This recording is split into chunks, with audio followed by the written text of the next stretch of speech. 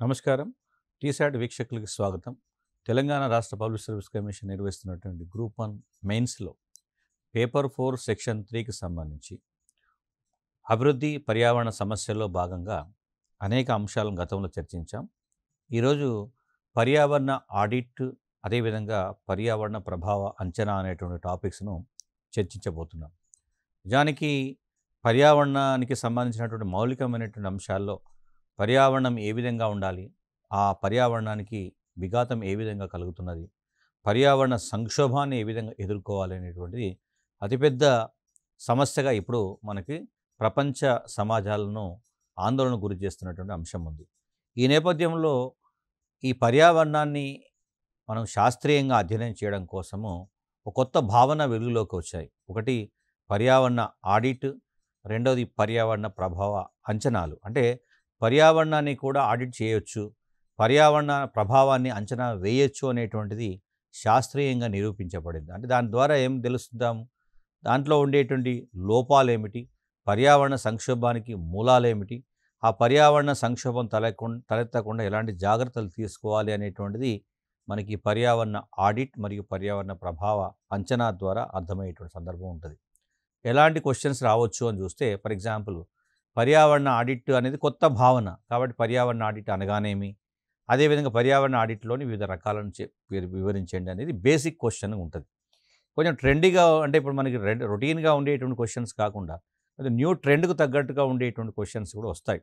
So audit అనగానే ఒక రకంగా చెప్పాలంటే మనకి ఆ వ్యవస్థలో ఉండేటువంటి లోపాలు ఏవైతున్నాయో ఆ లోపాలను, సమస్యలను శాస్త్రీయంగా వెలికితీసి వాటికి హెచ్చరికలు జారీ చేసి జాగ్రత్తగా ఉండమని చెప్పేటువంటి ఒక భావన. కాబట్టి అలాంటిది ఇక్కడ కూడా ఉపయోగిస్తుంది. మనకు అది ముఖ్యంగా ఈ ఆడిట్ అనే పదాన్ని ఆర్థిక కోణంలో చూస్తాం. ఆర్థిక వ్యవస్థలో రూల్స్ ప్రకారము ఈ ప్రభుత్వ సంబంధించినటువంటి వ్యయాలు కానీ, ప్రభుత్వం రావాల్సినటువంటి ఆదాయాలు కానీ జరుగుతున్నాయా, నిబంధనల ప్రకారం జరుగుతున్నాయా లేదా అని చెక్ చేసుకోవడానికి ఆడిట్‌ను మనం ఉపయోగిస్తాం. సెంట్రల్ లెవెల్‌లో కానీ, స్టేట్ లెవెల్‌లో కానీ. ఇప్పుడు అలాంటి సిచ్యువేషన్ పర్యావరణాన్ని కూడా ఎట్లా ఉపయోగించవచ్చు అంటే, పర్యావరణంలో కూడా ఉండాల్సినటువంటి స్థాయి ఉందా లేదా, నిబంధనల ప్రకారం పర్యావరణం ఉందా లేదా, సో దాంట్లో మూలాలేమిటి, సమస్యలేమిటి, వాటిని వెలికితీసి ఎలాంటి పరిష్కార మార్గాలను కనుగొనాలి, పర్యావరణానికి సంబంధించినటువంటి మెకానిజం ఎలా ఉండాలి అనేటువంటి దాన్ని మూల్యాంకనం చేసేటువంటి ఒక విధానం. అంటే ఒక సంస్థలో పర్యావరణ నియంత్రణకు సంబంధించినటువంటి మూల్యాంకనాన్నే మనము పర్యావరణ ఆడిట్ అంటాం. ప్రతి పారిశ్రామిక సంస్థ కాలుష్యాన్ని విడుదల చేసేటప్పుడు కొన్ని నిబంధనలు పాటించాల్సి ఉంటుంది. ఆ నిబంధనలు ఏ మేరకు పాటిస్తున్నది అనేటువంటి దాన్ని మనం పర్యావరణ ఆడిట్ ద్వారా అంచనా వేసే ప్రయత్నం చేస్తాం. అంటే ఒక సంస్థ ఒక వస్తువును ఉత్పత్తి చేసేటువంటి క్రమంలో, అదే సమయంలో మార్కెటింగ్ చేసేటువంటి క్రమంలో కూడా పాటించాల్సినట్టు పర్యావరణ నిబంధనలు పాటించారా లేరా, అంటే మనకి ఈ నిబంధనలను పాటిస్తున్నారా లేదా అనేటువంటిది మనం ప్రధానంగా గమనించేటువంటి ప్రయత్నం చేస్తాం. అనగా ఒక సంస్థ వస్తోత్పత్తిలో ఉపయోగించేటువంటి ముడి పదార్థాలు కావచ్చు, లేదా శక్తి ఇన్పుట్స్ అంటాము, ఆ తర్వాత వచ్చేటువంటి ఉత్పత్తులు కావచ్చు, అదే సమయంలో వ్యర్థాలు కూడా కావచ్చు. అంటే మనకి సంస్థ నుంచి ఉద్గారాలు కూడా వస్తాయి. అంటే వాయువులు, విషవాయువులు కూడా వస్తాయి. ఉత్పత్తులు వస్తాయి, వ్యర్థాలు విడుదలవుతాయి, ఉద్గారాలు, గ్రీన్ హౌస్ గాయులు లాంటి వాయువులు కూడా విడుదలవుతాయి. సో వీటి స్థాయిని మనం పర్యావరణ ఆడిట్ ద్వారా అంచనా వేసేటువంటి ప్రయత్నం చేస్తాం. ఇది ఒక రకం ద్రవ్యరాశి సమతుల్య ఉపగమం, అంటే ఒక అప్రోచ్ అని పిలుస్తారు. సో ఇది మనకి చాలా ముఖ్యమైనటువంటి భావన చెప్తున్నాను. సో నిజానికి దీని ద్వారా ఏం తెలుస్తుంది, ప్రయోజనం ఏమిటి అన్నప్పుడు, ఆ పర్యావరణపరమైనటువంటి అసమతుల్యత ఏ స్థాయిలో ఉంది, దాని తీవ్రత ఎట్లా ఉంది అనేది, అదేవిధంగా పర్యావరణ ప్రభావాలు ఎట్లా ఉన్నాయి, ఇంపాక్ట్స్ ఎట్లా ఉన్నాయి, కాలుష్య నియంత్రణ అంటే ఎట్లా ఉంది, అదేవిధంగా సహజ వనరుల సంరక్షణ ఎలా ఉంది, ఉత్పత్తి స్థాయి ఎలా ఉంది, అదేవిధంగా పర్యావరణ ఆరోగ్య స్థితిగతులు ఏ విధంగా ఉన్నాయటువంటి దాన్ని కూడా అంచనా వేసేటువంటి అవకాశం ఉంటుంది. అంటే ఇండైరెక్ట్గా మనము ఇది చాలా ఆధునిక భావన, పర్యావరణాన్ని శాస్త్రీయ పద్ధతిలో మనము అధ్యయనం చేయడానికి ఉపయోగపడేటువంటి భావనగా దీన్ని మనం పేర్కొనేటువంటి అవకాశం ఉంటుంది. కాబట్టి ఇట్లాంటి వాటిని మనకి పర్యావరణానికి సంబంధించి ప్రశ్నలు రావడానికి అవకాశం ఉంటుంది. గతంలో నార్మల్గా ఉండేటువంటి భావనలకి, నూతనంగా వచ్చినటువంటి భావనలకి స్పష్టమైన తేడాను అభ్యర్థులు గమనించాలి. కాబట్టి మనకి దీని మీద అంటే ఇలాంటి ప్రశ్నలు రావడానికి అవకాశం ఉంటుంది. పర్యావరణం మీద ఇలాంటి ప్రశ్నలు రావడానికి అవకాశం ఉంటుంది కాబట్టి గుర్తుపెట్టుకోవాలి. ఇక ఈ పర్యావరణ ఆడిట్ ఎన్ని రకాలుగా ఉంటుంది? అది అనేక రకాలుగా ఉంటుంది. సో, వ్యర్థాల ఆడిటు, శక్తి ఆడిటు, ఆరోగ్య భద్రత ఆడిటు, సమ్మతి ఆడిటు, యాజమాన్య ఆడిటు, ఆస్తుల నిర్వహణ ఆడిటు, ఆస్తి బదిలీ ఆడిట్ అని ఇట్లా వేరు వేరు రకాలుగా మనకు కనబడేటువంటి సందర్భం ఉంటుంది. సో, ఈ పర్యావరణ ఆడిట్ అనేది ఒక స్పెషలైజేషన్ ఇది. ఒక ప్రత్యేకీకరణ చెందినటువంటి అంశం. కాబట్టి ఈ అనేక అంశాలను శాస్త్రీయ పద్ధతిలో ఎట్లా అధ్యయనం చేయొచ్చో దీని ద్వారా ఒక్కొక్క అంశాన్ని కనుక మనం పరిశీలిస్తే, ఒక్కొక్క అంశానికి సంబంధించి దాన్ని ఎట్లా అర్థం చేసుకోవాలనేటువంటిది కూడా మనము స్పష్టంగా మనం ఒకసారి గమనించగలిగితే, ఫర్ ఎగ్జాంపుల్ వ్యర్థాల ఆడిట్ అంటే ఇక్కడ మనకి పదంలోనే కొంత అర్థం కనబడుతుంది. అంటే ప్రతి సంస్థ తను ఆహ్, ఒక వస్తువును ఉత్పత్తి చేస్తున్నప్పుడు అనివార్యంగానే మనకి తప్పనిసరిగా వ్యర్థాలు కూడా విడుదలవుతాయి. సో, దీనిలో మనకి వివిధ మూలాలు సోర్సెస్ ఏ సోర్సెస్ నుండి వెలువడేటువంటి వివిధ వ్యర్థాలు, అదేవిధంగా అవి ఏ స్థాయిలో ఏ పరిమాణంలో ఉన్నాయనేటువంటి విషయాన్ని గుర్తించడానికి ఇది ప్రధానంగా ఉపయోగపడుతుంది.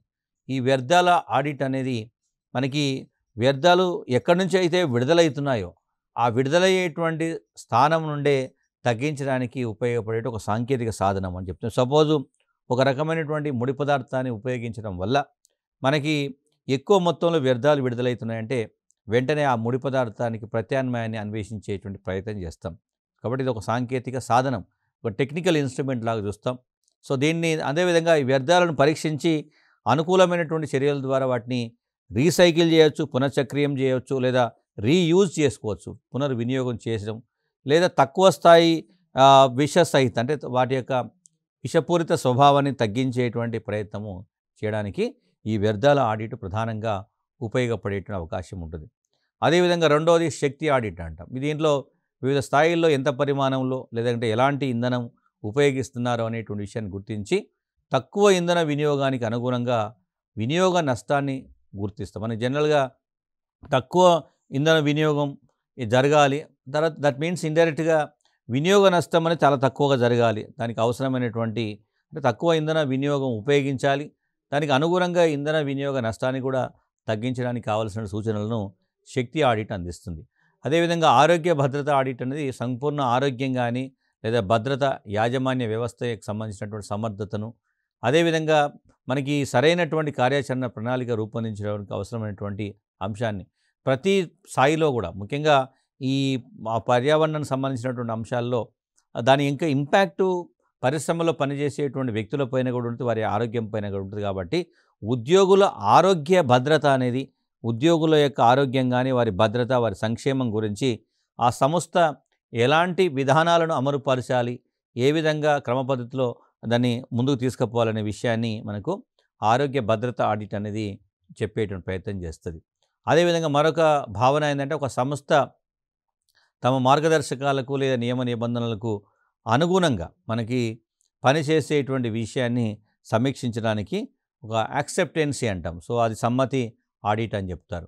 అదేవిధంగా మేనేజ్మెంట్ ఆడిట్ అని సంబంధించి చెప్పేటప్పుడు కంపెనీ యాజమాన్య శక్తి సామర్థ్యాలు లేదా పోటీతత్వం కావచ్చు లేదా కార్పొరేట్ లక్ష్యాలకు అనుగుణంగా ఇవి ఉన్నాయా లేవా వాటిని విశ్లేషించి అంచనా వేయడంతో పాటు యాజమాన్య ఆడిట్ అనేది ఒక రకంగా వ్యక్తిగత సామర్థ్యాలను గుర్తించి వాటిని ప్రశంసించడం లేదా దట్ మీన్స్ అదేవిధంగా అంటే వాటికి ఎంకరేజ్ చేసేటువంటి ప్రయత్నం చేయాలి, లేదా షేర్ హోల్డర్లకు వారి యొక్క ఇంట్రెస్ట్కు అనుగుణంగా పనిచేసే విధంగా వారిని ఉద్యోగులను ప్లస్ కంపెనీ యాజమాన్యానికి మధ్య మంచి సంబంధాలు నెలకొల్పేటట్టు దాని ఫలితంగా కంపెనీ స్థాయి కాపాడడంతో పాటు యాజమాన్యం సమిష్టిగా కృషి చేస్తే ఏ విధంగా సక్సెస్ సాధించవచ్చు, పర్యావరణం పరిరక్షించుకోవచ్చు అనే విషయాన్ని మనకు ఈ ఆడిట్ ద్వారా వెల్లడేటువంటి అవకాశం ఉంది. సో, ఇది అంటే ఇవన్నీ కూడా కొత్త కొత్త భావనలు. ఇప్పుడు యాజమాన్య ఆడిట్ అన్నప్పుడు ఒక యజమాని మిగతా ఉద్యోగులతో ఉండాల్సినటువంటి అంటే రిలేషన్స్ ఎలా విధంగా ఉండాలి. చాలా సందర్భాల్లో మనం ఇది చాలా సింపుల్గా కనబడుతుంది. బట్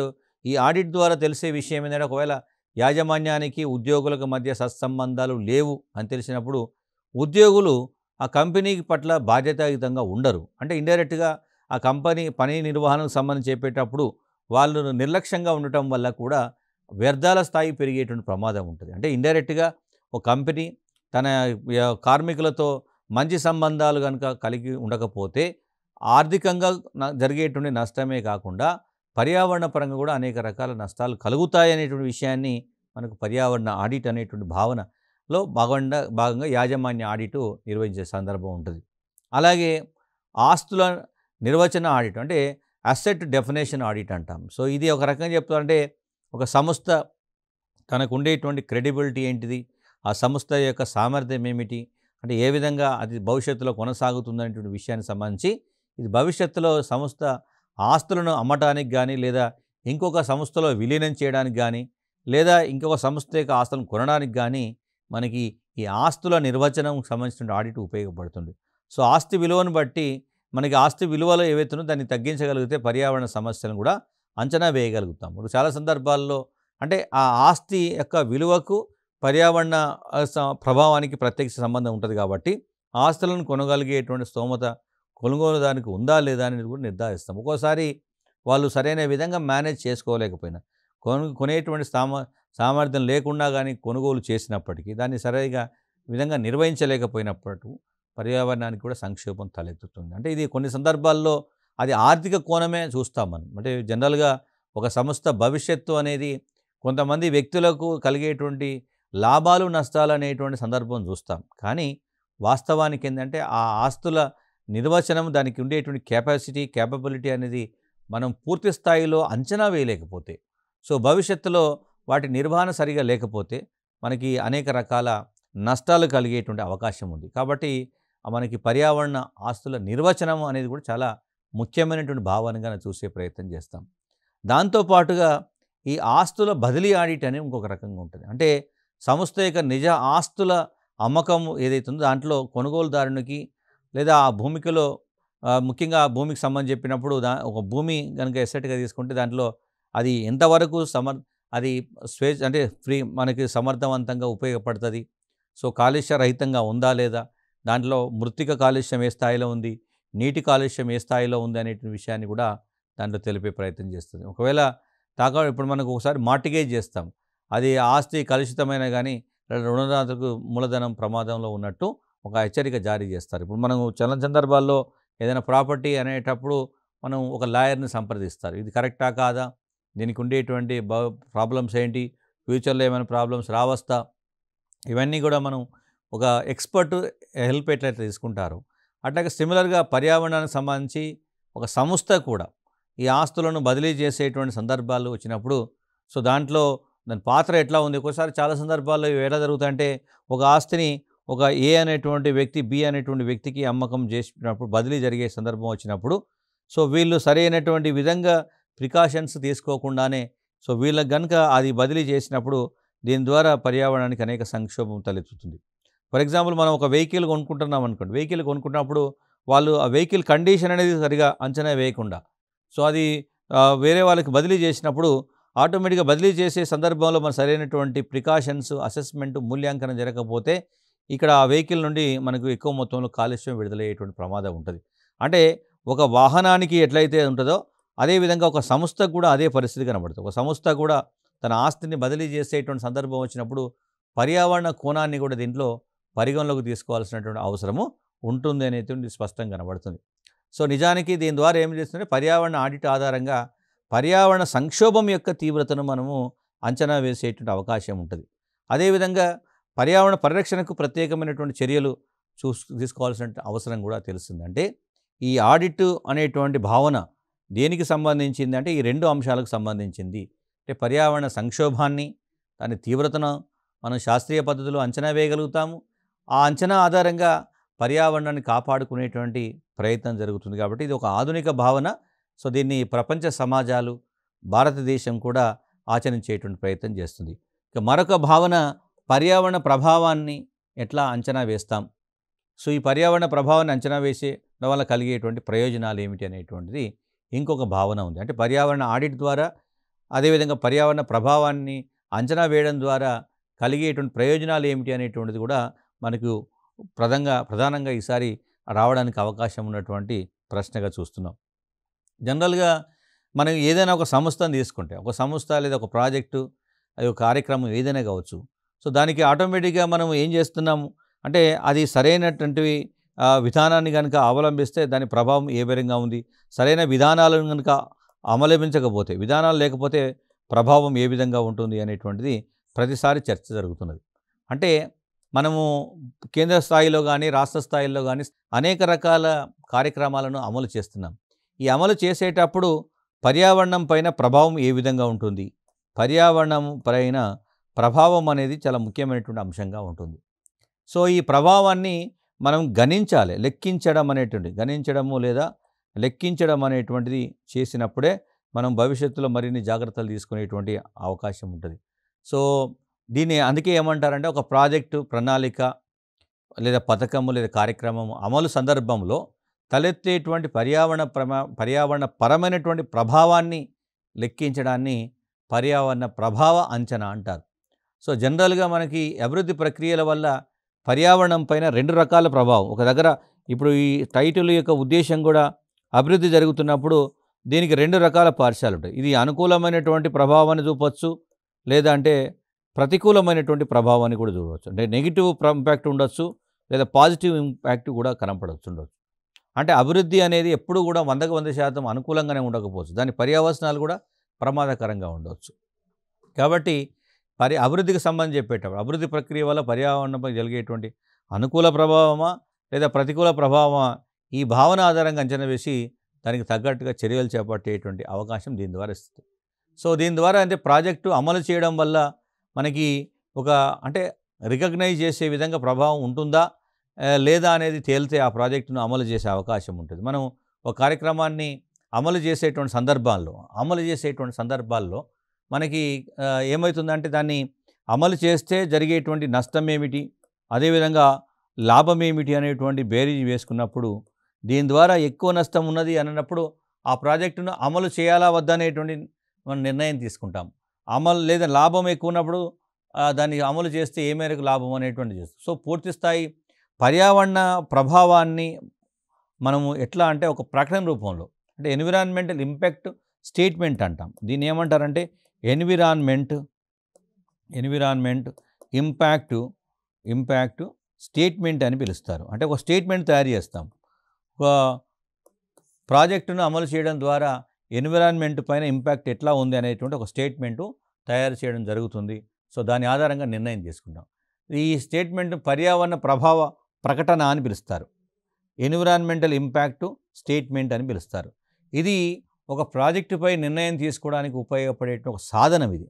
అంటే ఆ ప్రాజెక్టును కొనసాగించాలా లేదా నిలిపివేయాలా లేదా ఏ స్థాయిలో కొనసాగించాలి అనేటువంటి విషయము ఈ పర్యావరణ ప్రభావ ప్రకటన ద్వారా మనం అంచనా వేసేటువంటి అవకాశం ఉంటుంది.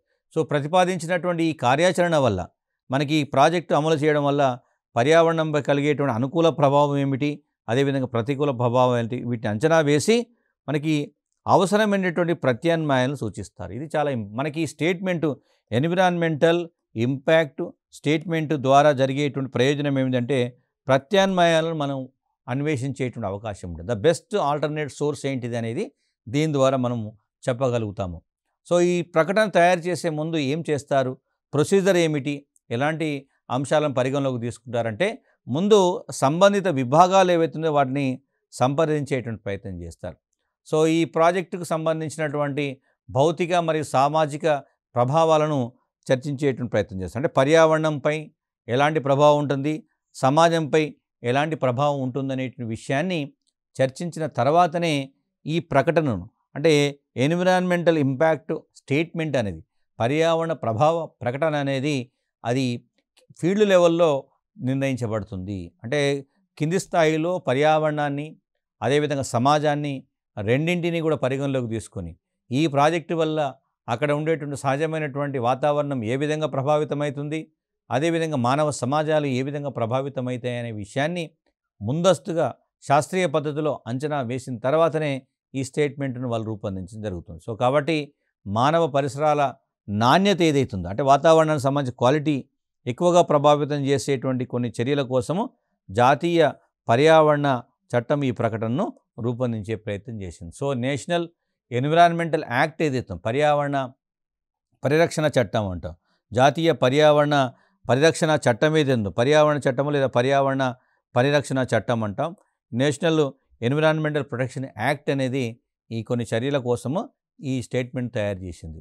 సో దీంట్లో ఏముంటుంది, ఈ పర్యావరణ ప్రభావ ప్రకటనలో ఏమేమి అంశాలు ఉంటాయని కనుక చూస్తే, ఫస్టు ఈ ప్రతిపాదిత ప్రాజెక్టుకు సంబంధించినటువంటి వివరాలు ఉంటాయి. అసలు ప్రాజెక్ట్ దేనికోసం రూపొందించబడింది, దాంట్లో ఉండేటువంటి మౌలికమైన అంశాలు ఏమిటి, దాంట్లో ఉండేటువంటి నిబంధనలు ఏమిటి అని కూడా ఫస్ట్ ప్రతిపాదించినటువంటి ప్రాజెక్టు వివరాలు ఉంటాయి.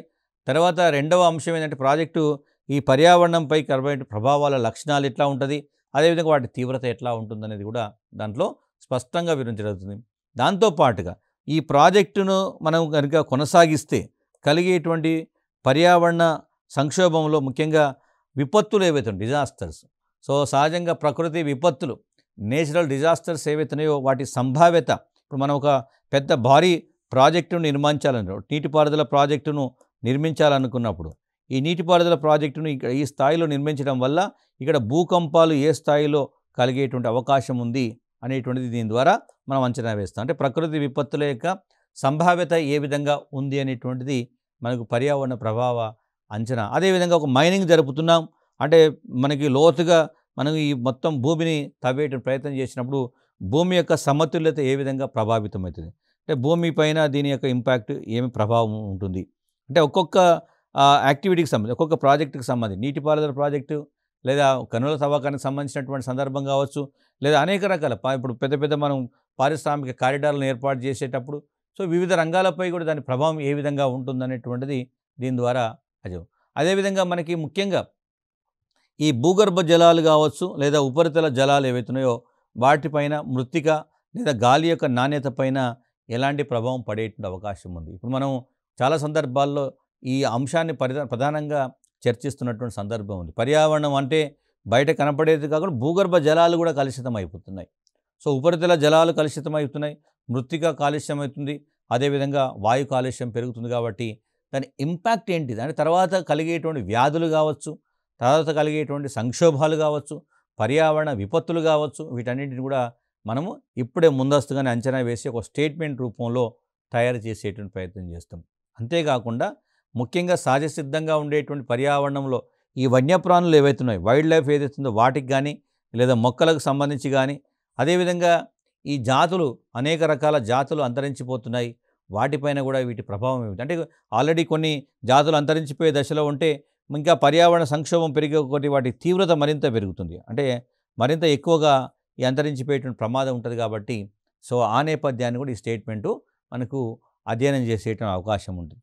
అట్లాగే మనకు ఆయా ప్రాంతాల్లో స్థానికంగా ఉన్నటువంటి ప్రజలు ఎవరైతే ఉన్నారో ఆయా ప్రాంతాల్లో నివసించేటువంటి ప్రజలు వారి సామాజిక వ్యవస్థలపైన ఎట్లాంటి ప్రభావం ఉంటుంది. మనం గ్రామీణ ప్రాంతాల్లో ముఖ్యంగా చాలా సందర్భాల్లో పెద్ద పెద్ద ప్రాజెక్టులు కట్టినప్పుడు స్థానిక ప్రజలు ఏ విధంగా ప్రభావితమవుతున్నారు, సో వాళ్ళు అక్కడి నుంచి నిర్వాసితులుగా మారాల్సిన పరిస్థితి వచ్చినప్పుడు ప్రత్యామ్నాయ మార్గం ఎట్లా ఉంటుంది, వాళ్ళ జీవనోపాధి ఏ విధంగా ఉంటుంది, పర్యావరణంలో మార్పులు వస్తే వాళ్ళ జీవనోపాధిపైన ఎలాంటి ప్రభావం కనబడుతుంది. సో ఇవన్నీ కూడా ఈ పర్యావరణ ప్రభావ నీకు సంబంధించినటువంటి నివేదికలు ఏవైతున్నాయో స్టేట్మెంట్స్ ఏవైతున్నాయో వాటిలో స్పష్టంగా పేర్కొనేటువంటి ప్రయత్నం చేస్తాం. అదేవిధంగా మనకి తప్పనిసరి పరిస్థితులు కొన్ని సందర్భాల్లో ఇక్కడ ఒక ప్రభావం ఉంటుంది, అయితే ప్రభావం ఉంటుందని చెప్పి మనము ఆ ప్రాజెక్టును నిలిపివేసేటువంటి ప్రయత్నం చేయము. సో ఈ ప్రభావాన్ని ఎట్లా అధిగమించాలి, ముఖ్యంగా విపత్తులు ఒకవేళ జరిగేటువంటి అవకాశం ఉంది, ప్రమాదం ఉన్నప్పుడు ఆ విపత్తుల యొక్క యాజమాన్యం ఎట్లా ఉండాలి, మేనేజ్మెంట్, డిజాస్టర్ మేనేజ్మెంట్ అంటాం. తర్వాత ఈ పర్యావరణపరమైనటువంటి సమస్యలను విశ్లేషించేటువంటి ప్రయత్నం చేస్తారు. సో దాని నుంచి సాధారణంగా మనకి ఒక శాస్త్రీయ పద్ధతిలో పరిష్కార మార్గాలను కనుగొనేటువంటి సాహసం చేస్తారు. సో పర్యావరణ ప్రభావ ప్రకటనను చేసిన తర్వాత తయారు చేసి వీటన్నింటినీ పరిగణలోకి తీసుకొని పర్యావరణ ప్రభావ ప్రకటనను ఫస్ట్ తయారు చేస్తారు. తయారు చేసి వెంటనే దాన్ని అమలు చేయకుండా మళ్ళీ కొంత దాని మీద ప్రయత్నం చేస్తారు. ఫర్ ఎగ్జాంపుల్ ఈ పర్యావరణ ప్రకటన అనేటువంటిది ఫీల్డ్ లెవెల్లో ఉన్నటువంటి ఇన్ఫర్మేషన్ ఆధారంగా, సో మనకి గ్రామీణ ప్రాంతాల్లో ఉండేటువంటి వాతావరణ పరిస్థితులు కావటం, లేదా పట్టణ ప్రాంతాల్లో ఉండేటువంటి సామాజిక పరిస్థితులు కాబట్టి వీటన్నింటినీ కూడా తీసుకొని స్టేట్మెంట్ తయారు చేస్తారు. కాబట్టి దీనిపైన ప్రజల యొక్క అభిప్రాయాలను పరిగణలోకి తీసుకుంటారు. సో చాలా సందర్భాల్లో మనకి అంటే స్టేట్మెంటు తయారు చేసినప్పుడు దాన్ని అమలు చేసే సందర్భం వచ్చినప్పుడు నిజానికి ఫీల్డ్లో ఉన్నటువంటి ప్రజల యొక్క అభిప్రాయం చాలా కీలకమైనది. సో ఆల్మోస్ట్ దానికోసం ఒక 45 రోజుల పాటు సమయం కూడా ఇస్తారు. మనం కూడా ఏదన్నా ఒక కొత్త జిల్లా ఏర్పడాలన్నా, ఒక మండలం ఏర్పడాలన్నా ముందుకు పబ్లిక్ ఒపీనియన్ అడుగుతారు. సో దానికి ఒక టైం ఇస్తారు. సో ఇందులోపు ఎవరికైనా అభ్యంతరాలు ఉన్నా కానీ, లేదా ఇంకేమైనా సజెషన్స్ ఉన్నా కానీ వాళ్ళని వాళ్ళది పరిగణలోకి తీసుకుంటారా, లేదా పరిశీలిస్తారా అనేటువంటి సందర్భం ఉంటుంది. కాబట్టి అట్లాగే ఈ ప్రభావ ప్రకటనను తయారు చేసేటువంటి ముందు అక్కడ ఉండే ప్రజల యొక్క అభిప్రాయాలను కూడా పరిగణలోకి తీసుకుంటారు. దానికి సమయం కూడా ఇస్తారు.